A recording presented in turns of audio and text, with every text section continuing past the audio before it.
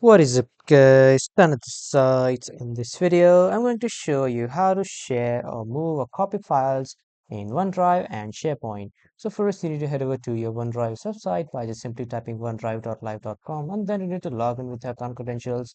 And after that, when you have logged in, here you will be redirected to the home page of OneDrive. And after that, when you're redirected to the home page, on the left side, you will see the My Files option. Simply click on this My Files option, and then you will open all your files. So just simply select the file that you want to move. And after selecting here, you will see the option of Move To here. And after clicking on Move To here, you can just simply move this file to your SharePoint or to the any of the folder that you would like to move.